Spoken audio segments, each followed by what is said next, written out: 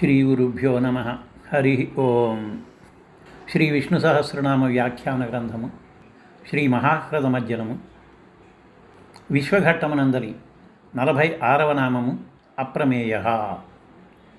ఈ నామాన్ని గురించి మాట్లాడుకునే ముందు నామానికి సంబంధించిన శ్లోకాన్ని ఒకసారి మననం చేసుకుందాం. అప్రమేయో హృషీకేశ పద్మనాభో అమర ప్రభు విశ్వకర్మా మనుస్పష్టా స్థవిష్ఠస్థవిరో ధ్రువ. అప్రమేయ అపరిచ్ఛేద్యుడు అని అర్థం. మేయము అంటే కొలత, ప్రమేయము అంటే ప్రకృష్టమైన ఖచ్చితమైన కొలత. శ్రీ మహావిష్ణువు ఏ కొలతలకు ప్రమాణాలకు అందనివాడు కనుక అప్రమేయ అనబడుతున్నాడు. దీనికి శ్రీ శంకర భాష్యం 6 రకాలుగా చెప్పింది. 1 శబ్దాది రహితత్వాత్ నా ప్రత్యక్ష గమ్య. సాధారణంగా ప్రమాణాలని 4 విధాలుగా చెప్తారు. 1 ప్రత్యక్ష ప్రమాణం, ఇంద్రియాల ద్వారా తెలుసుకునేది. 2వది అనుమాన ప్రమాణం, అనుభవాల వల్ల తెలుసుకునేది. తర్వాత ఉపమాన ప్రమాణం, దేనితోనైనా పోల్చి చెప్పడం. శబ్ద ప్రమాణం, వేదాలు శాస్త్రాలు.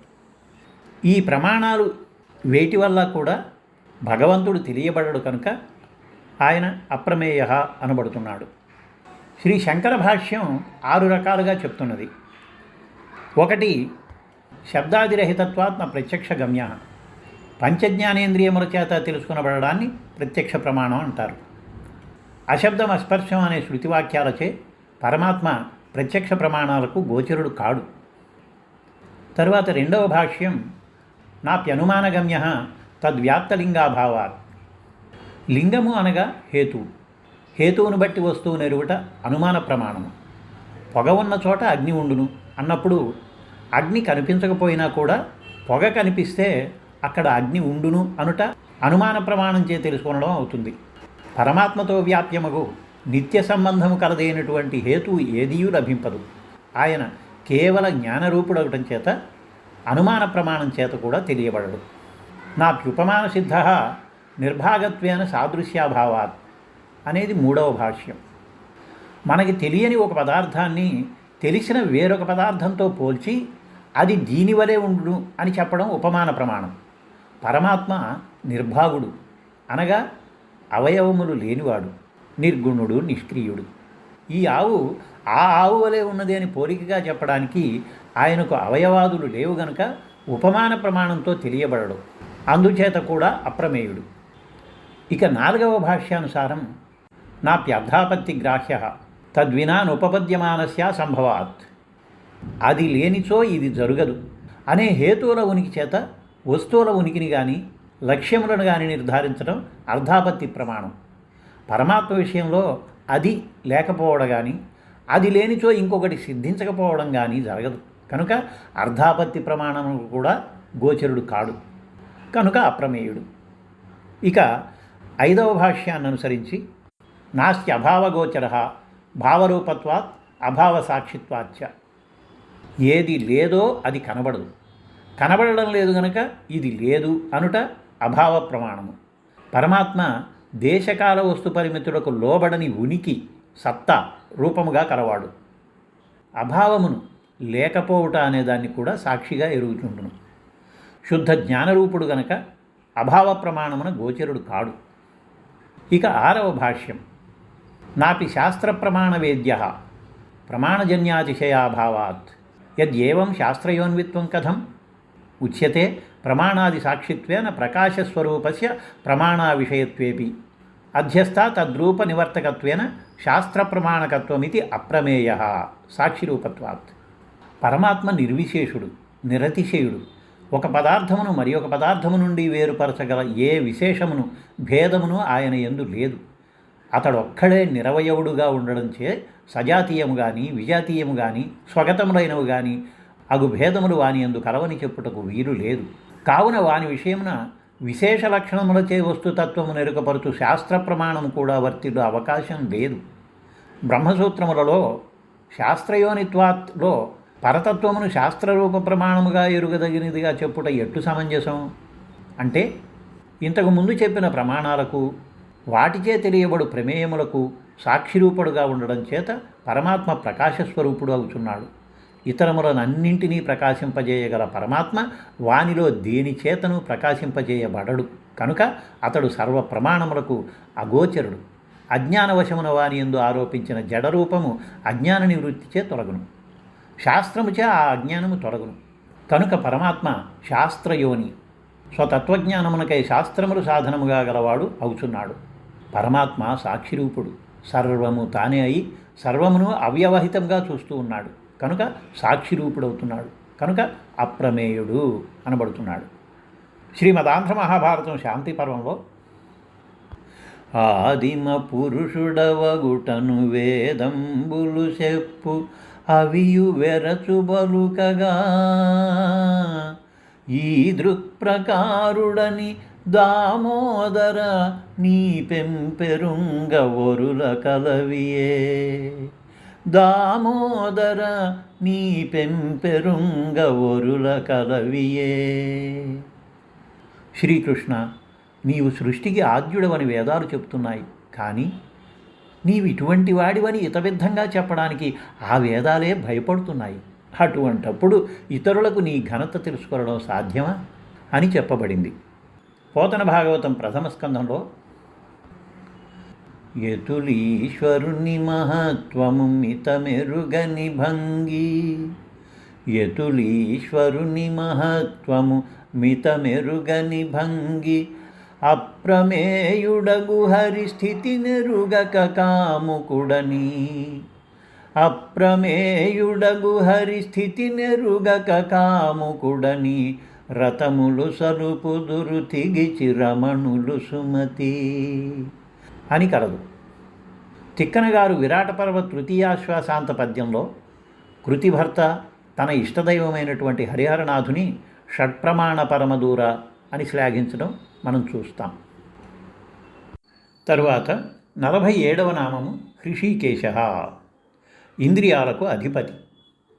శంకర భాష్యానుసారం హృషీకాని ఇంద్రియాణి తేషామీశ క్షేత్రజ్ఞ రూపభాగ్, యద్వా ఇంద్రియాణి యస్య వశే వర్తంతే స పరమాత్మ హృషీకేశ.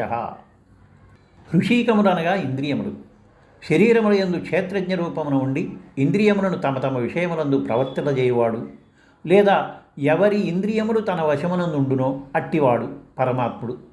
అట్టి పరమాత్ముడు హృషీకేశుడు.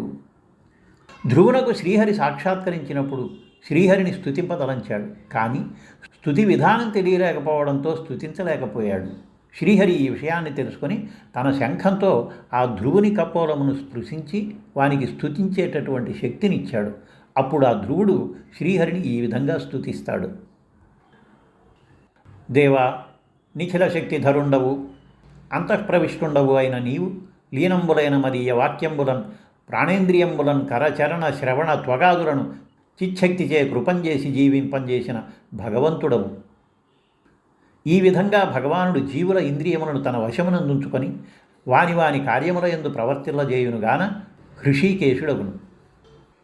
రెండవ భాష్యం యస్య వా సూర్యరూపస్య చంద్రరూపస్య జగత్ప్రీతికరా హృష్టా కేశారశ్మయ సహ హృషీకేశ. సూర్యరశ్మిర్హరికేశః పురస్తాత్ ఇది శ్రుతే తైత్తిరీయ సంహిత. పృషోదరాదిత్వాత్ సాధుత్వం తథోక్తం మోక్షధర్మే. సూర్యచంద్రమసౌ శశ్వదంశుభిః కేశసంజితైః బోధయన్ స్వాపయంశ్చైవ జగదుత్తిష్ఠతే పృథక్. బోధనాత్ స్వాపనాచ్చైవ జగతో హర్షణం భవేత్. అగ్నిశోమకృతైరేభిః కర్మభిః పాండునందన. హృషీకేశోహమీశానో వరదో లోకభావనః. ఇది శాంతిపర్వం. హృషయ అనగా హర్షకారక, సంతోషమును కలిగించువాడు. సూర్యకిరణములు జనులను నిద్ర నుండి మేల్కొలిపి వారి వారి నిత్యకృత్యములలో పాల్గొనున్నట్లు చేయను. చంద్రకిరణములు జనులకు ఆహ్లాదము కలిగించి నిద్రింపజేయను. ఈ విధంగా ప్రతి దినమును ప్రపంచ జీవులకు హర్షము కలిగించును.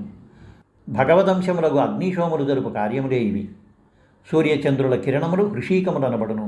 పరమాత్మ వానికి ఈశుడు గనుక హృషీకేశుడు అనబడును. శ్రీమద్ ఆంధ్ర మహాభారతం శాంతిపర్వంలో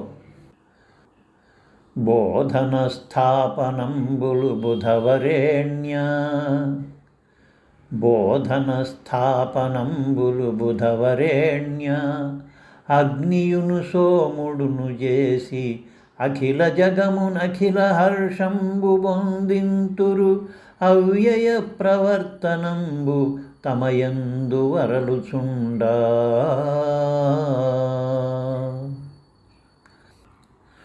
అనగా అగ్నిశోములననుగా భావించి జగమునకు నెపుడు హితంబొనరింతు తత్సుకృతముల బొనరిన మద్భవ్య నామముల వివరింతున్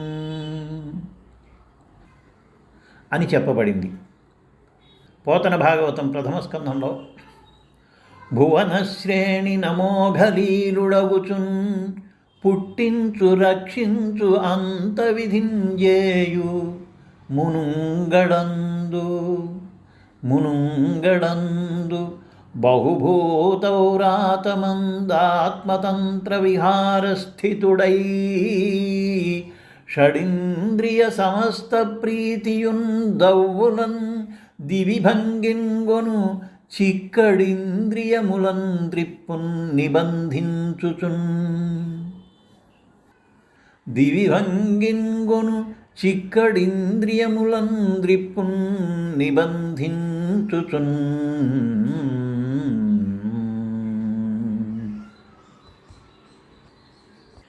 మన విజ్ఞాన శాస్త్రం చెప్పే ఇంద్రధనుస్సు రంగులు విబ్జిఆర్లో మొదటి 3 నీలవర్ణపు ఛాయలు. ఇవి చంద్రుని అమృతతత్వం, జలతత్వం. చివరి 3 ఎరుపు ఛాయలు అగ్నితత్వం. వీటిని సమన్వయపరుస్తూ మధ్యలో ఆకుపచ్చ ఈ రెండిటి ఐక్యతను చెప్తుంది. నమో హరికేశాయోపవీతినే పుష్టానాం పతయే నమః అని శ్రీ రుద్రనమకం. పాయత్యేష తపత్యేష వర్షస్త్యేష గభస్థిభిః అని ఆదిత్య హృదయం ఈ భావాలనే చెప్తున్నాయి. అలాగే ఇంద్రియాధిపతి అయినటువంటి క్షేత్రజ్ఞుడు లేదా ఇంద్రియాలను పాలించేటటువంటి పరమాత్మ వికసించిన కిరణాలు కలవాడు. హృషి వికసిత కేశ కిరణములు.